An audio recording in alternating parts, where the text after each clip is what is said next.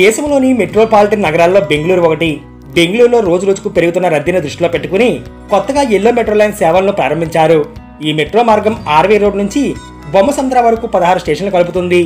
ఈ కొత్త ఎల్లో లైన్తో నమ మెట్రో మొత్తం ఆపరేషన్ల పొడవు 96 కిలోమీటర్లకు చేరుకుంది. దీంతో ఢిల్లీ తర్వాత రెండో అతిపెద్ద మెట్రోగా బెంగళూరు మెట్రో నిలిచింది.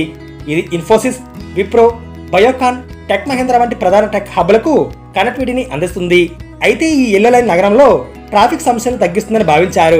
కానీ బెంగళూరు ట్రాఫిక్ మాత్రం తగ్గలేదని స్పష్టమవుతుంది. అయితే ఈ ఎల్లో లైన్ వల్ల హొసూర్ రోడ్లోని ట్రాఫిక్ రద్దీ తగ్గుతుందని నగరవాసులు, అధికారులు భావించారు. కానీ లేటెస్ట్ రిపోర్ట్ ప్రకారం ఈ ప్రాంతంలో ట్రాఫిక్ ఏమాత్రం తగ్గలేదని తెలుస్తోంది. ఎల్లో లైన్ వచ్చినా ఇంకా గంటల కొద్దీ ట్రాఫిక్లో ఉద్యోగులు, విద్యార్థులు చిక్కుకుపోవడం ఆందోళన కలిగిస్తుంది. బెంగళూరులోని అత్యంత రద్దీ ప్రాంతాల్లో హుసూర్ రోడ్ ఒకటి.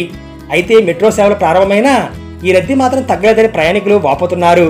బెంగళూరు ట్రాఫిక్ పోలీసులు అందించిన డేటా ప్రకారం బీటీఎం లేఅవుట్ నుంచి ఎలక్ట్రానిక్ సిటీ వరకు 12 కిలోమీటర్లు ఉంటుంది.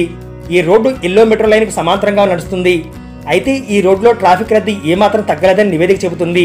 బెంగళూరు నుంచి రాష్ట్రంలో ఇతర ప్రాంతాలకు బస్సులు, లోకల్ స్టేట్ బస్సులు, ఇతర వాహనాలు, ఇతర ప్రాంతాలకు వెళ్లే రహదారులతో హుసూర్ రోడ్డు 60 కిలోమీటర్ల మేర రద్దీ నెలకొని ఉన్నట్లు ట్రాఫిక్ పోలీసులు తెలిపారు. జులై నెలలో ఎల్లో మెట్రో లైన్ ప్రారంభం కాకముందు ఈ ప్రాంతంలో రోజుకు 65.2 కిలోమీటర్ల మేర రద్దీ నెలకొని ఉండగా, మెట్రో వచ్చాక ఆగస్టు 11 నుంచి సెప్టెంబర్ 11 మధ్యలో రద్దీ 61.7 కిలోమీటర్లుగా ఉన్నట్లు ట్రాఫిక్ పోలీసులు చెబుతున్నారు. అంటే మెట్రో సర్వీస్ వచ్చాక రద్దీ కేవలం కిలోమీటర్ మేర మాత్రమే తగ్గినట్లు పేర్కొన్నారు. ఇక ఇప్పటికే ఎల్లో లైన్లో ప్రయాణికుల సంఖ్య 10 లక్షలు దాటినట్లు మెట్రో తెలిపింది. అయితే ఎల్లో లైన్లో పలు సమస్యలు ఉన్నట్లు ప్రయాణికులు చెబుతున్నారు. ఒక్కో ట్రైన్ మధ్య గ్యాప్ 19 నిమిషాలు ఉండడంతో సమయం వృధా అవుతున్నట్లు తెలిపారు.